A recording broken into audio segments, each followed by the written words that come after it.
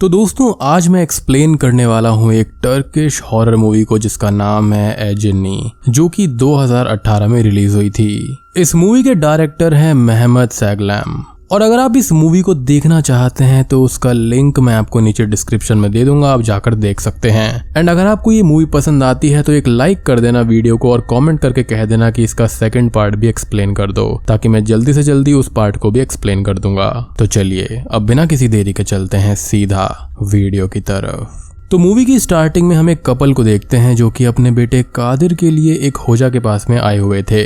कादिर को बहुत सी आवाजें आया करती थी जिससे उसके पेरेंट्स काफी परेशान थे। अब होजा कादिर से पूछते हैं कि ये आवाजें उसको कब से आ रही हैं और ये आवाजें आखिरकार कहती क्या हैं। कादिर ये बताता है कि ये आवाजें उसको उसकी बहन के गायब होने के बाद से आ रही है और वो आवाजें उससे बात करने के लिए बोलती हैं, लेकिन वो उनसे कोई भी बात नहीं करता।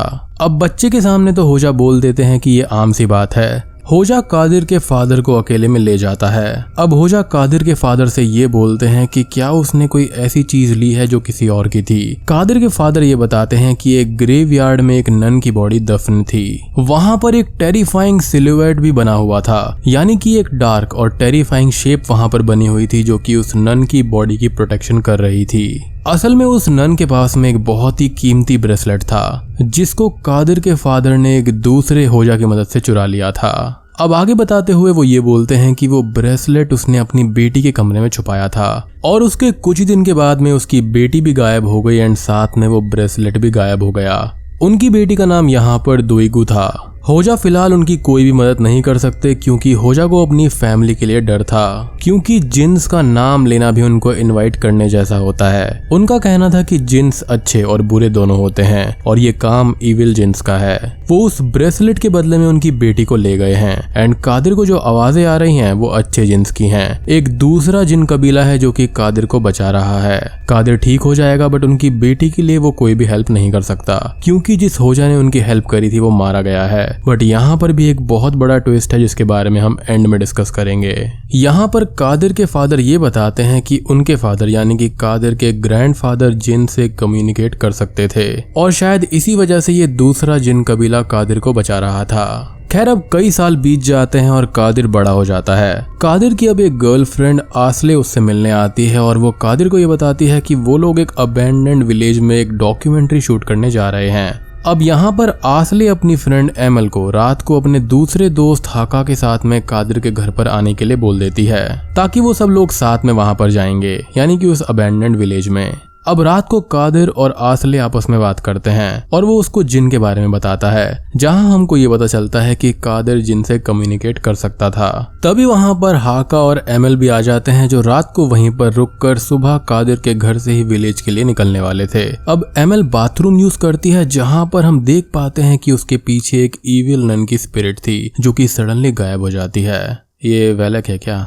एनीवेज अब वो डिनर करने लगते हैं और वहां पर तभी कादिर की दोस्त एब्रू आ जाती है जिससे कादिर हाका को इंट्रोड्यूस करवाता है। कादिर एब्रू से पूछता है कि अपार्टमेंट में मेन डोर से वो कैसे आई क्योंकि मेन डोर हमेशा लॉक्ड रहता है, जिस पर एब्रू ये बोलती है कि उसको कुछ याद नहीं है, शायद से वो खुला होगा। एब्रू सबके साथ में डिनर ज्वाइन करती है और डिनर के बाद में सब लोग आपस में बात कर रहे होते हैं। एब्रू एंड एमएल की बातों बातों में थोड़ी सी बहस हो जाती है।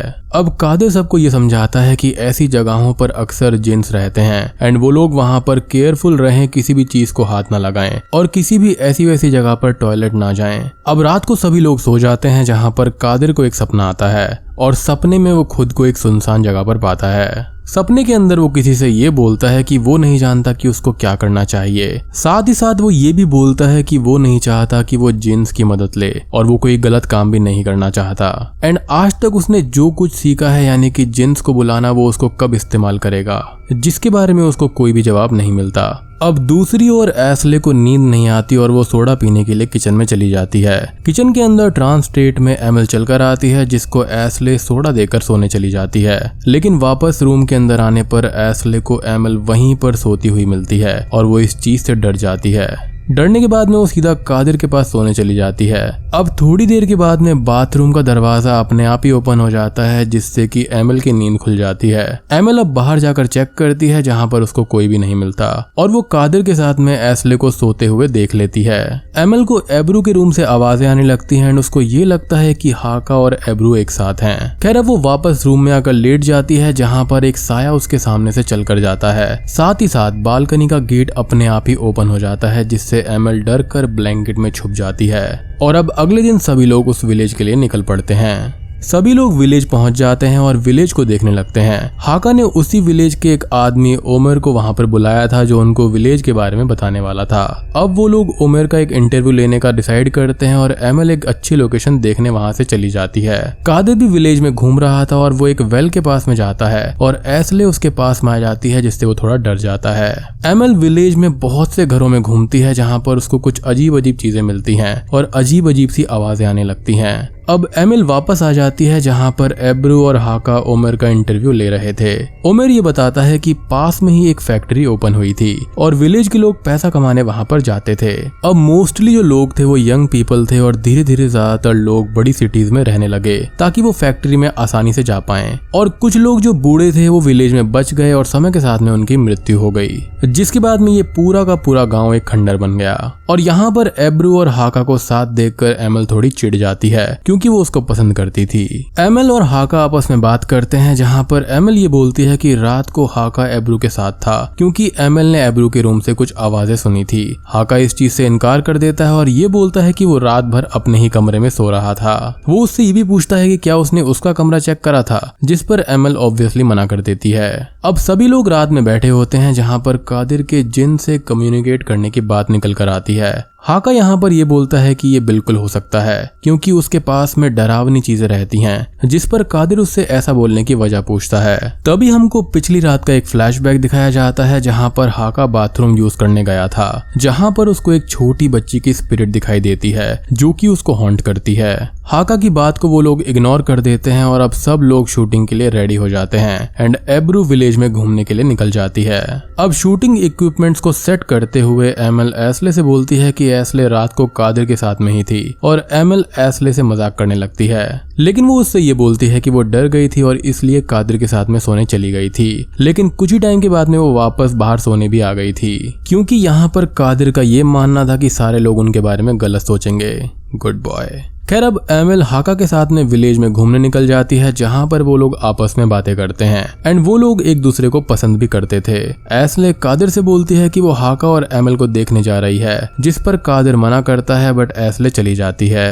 एस्ले को हाका और एमएल किस करते हुए मिलते हैं और वो उनकी पिक्चर क्लिक करने लगती है, लेकिन तभी फोन के कैमरा में एस्ले को एक स्पिरिट भी दिखाई देती है, जो कि वही नन थी, जिससे डरकर वो वहां से भाग जाती है। वो भागकर एक घर के पास में पहुंचती है, जहां पर वही नन की स्पिरिट उसको घर के अंदर खींच लेती है। घर के अंदर कुछ कैंडल्स जल रही थी और नन की स्पिरिट गायब हो जाती है, लेकिन सडनली वो स्पिरिट एस्ले को फिर से डराती है और तभी एस्ले भागकर कादिर के पास में आ जाती है एंड उसको सब कुछ बताती है। ये सब सुनकर कादिर बहुत गुस्सा करता है। कादिर सबको वापस बुलाने की कोशिश करता है, लेकिन फोन्स में सिग्नल ही नहीं आ रहे थे, तो वो सबको ढूंढने चला जाता है। जाते हुए कादिर एस्ले को वहीं पर रोक देता है और किसी को कुछ भी न बताने की बात करता है। अब कादिर विलेज में एब्रू, हाका और एमएल को ढूंढने लगता है, जहाँ पर वो एक घर के पास में जाता है। घर के बाहर सडनली एक ग्रेव का क्रॉस आ जाता है और कादिर वहां से चला जाता है।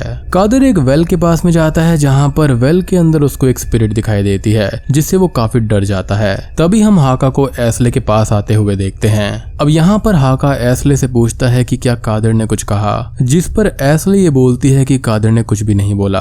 तभी हाका वहाँ पर कैमरा सेट कर देता है और कैमरा में उसको एब्रू दिखाई देती है, जिसको वो आवाज लगाता है, लेकिन जब वो उसको अपनी नेकेड आई से देखता है तो वहाँ पर उसको एब्रू नजर नहीं आती। अब हाका वापस से कैमरा में देखता है और इस बार वो नन की स्पिरिट उस पर हमला कर देती है। और साथ ही साथ हम एमिल को टॉयलेट करने के लिए जाते हुए भी देख पाते हैं, जबकि कादिर ने ऐसा करने से मना करा था। अब कादिर घूमते घूमते एक जगह पर पहुंच जाता है, जहां पर उसको दो नन्स की स्पिरिट के साथ में एब्रू दिखाई देती है। वो नन्स एब्रू को एक ब्रेसलेट दिखा रही थी और सडनली वो तीनों ही गायब हो जाते हैं। कादिर ये देखकर डर जाता है और वापस से एस्ले के पास में आ जाता है, जहां पर हाका जमीन पर परेशान बैठा हुआ था। कादिर हाका से पूछता है, जिस पर हाका कोई भी जवाब नहीं दे पाता क्योंकि उसके साथ में जो कुछ हुआ था उससे वो बहुत ही ज्यादा सहम गया था। क्योंकि जब वो इस विलेज के अंदर आए थे उनको ये मजाक लग रहा था। अब कादिर यहाँ पर अपना दिमाग लगाता है और एब्रू के बारे में उसको कुछ याद आता है कि एब्रू सीधा कादिर के फ्लैट पर आ गई थी बिना अपार्टमेंट के डोर को नॉक करे। अब कादिर यहाँ पर एक लड़की ओजलम को कॉल करके अपने घर पर भेजता है, जहाँ पर वो ओजलम को सीसीटीवी फुटेज चेक करने के लिए बोलता है। ओजलम सीसीटीवी चेक करती है जहाँ पर एब्रू सीधा कादिर के फ्लैट के सामने आ गई थी, यानी कि उसने मेन गेट से एंट्री ही नहीं करी। और ये देखकर ओजलम डर जाती है। अचानक से ही फ्लैट की लाइट चली जाती है और कादिर से भी ओजलम का कनेक्शन टूट जाता है। फ्लैट के अंदर ओजलम को भी कोई इनविजिबल चीज हॉन्ट करती है।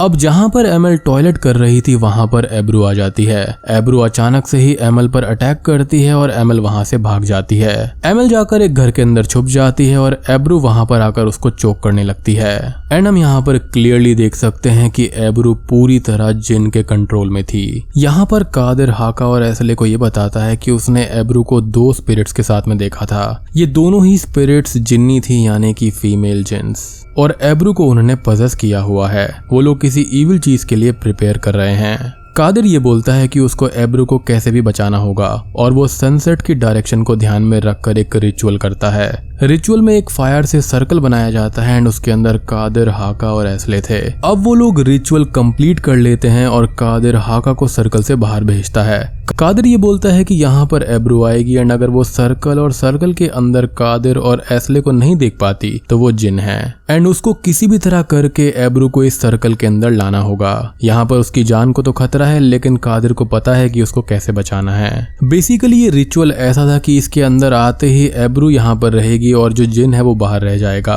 अब हाका बाहर खड़ा हो जाता है जहाँ पर एब्रू आती है। वो एमएल के बारे में पूछता है, लेकिन वो कोई भी जवाब नहीं देती क्योंकि वो एमएल का गला घोट कर आई थी। एब्रू यहाँ पर हाका से कादिर और एसले के बारे में पूछती है, एज वो उनको नहीं देख पा रही थी, मीनिंग कि उसके अंदर वाकई में जिन था। एंड ये सभी लोग इस चीज से श्योर हो जाते हैं। अब हाका बातें करते हुए एब्रू को सर्कल के अंदर ले आता है और दोस्तों अब यहाँ पर खुलते हैं असली पत्ते। अंदर आने के बाद में एब्रू कादिर को भाई बोलने लगती है। जी हाँ, कादिर को अब बचपन में अपनी बहन दुईगू के बारे में बातें याद आने लगती हैं, जहाँ पर वो अपनी डॉल का नाम एब्रू रखना चाहती थी और बचपन में दुईगू ऐसे ही डिसअपियर नहीं हो गई थी। यहाँ पर कादिर के फादर ने जिस दूसरे होजा से हेल्प ली थी उसको जिन्स परेशान करने लगे थे, तो उसी ने जिन्स की दुईगू के पास में पहुंचने की हेल्प करी थी एंड बाद में उसकी फैमिली ने बहाना बना दिया कि उसकी पहाड़ी से गिरकर मौत हो गई थी, जबकि ऐसा कुछ भी नहीं था।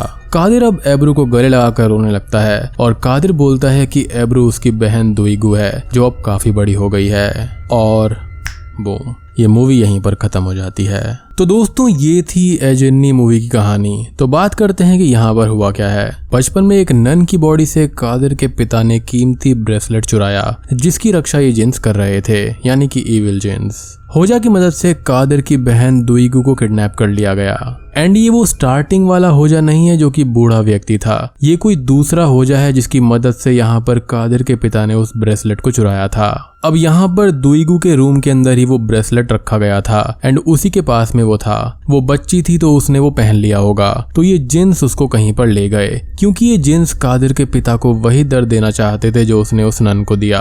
वो ब्रेसलेट शायद से उस नन का खास होगा। आई बिलीव कि दुईगू को या तो पहले उसी होजा ने या फिर किसी और ने पाल पोस कर बड़ा किया। कॉलेज में आकर वो कादिर से मिली, उसकी दोस्त बनी। रिमेम्बर कि वो ब्रेसलेट वापस नहीं दे रही थी एंड उसको जिन्स ने पजेस किया हुआ था। उसकी मेमोरी को भी जिन्स ने यहाँ पर सप्रेस कर दिया था एंड वो अपने भाई को पहचान ही नहीं पा रही थी। बट एंड में जैसे ही कादिर ने अपनी तंत्र विद्या का इस्तेमाल किया तो वो पोजेशन से बाहर आ गई।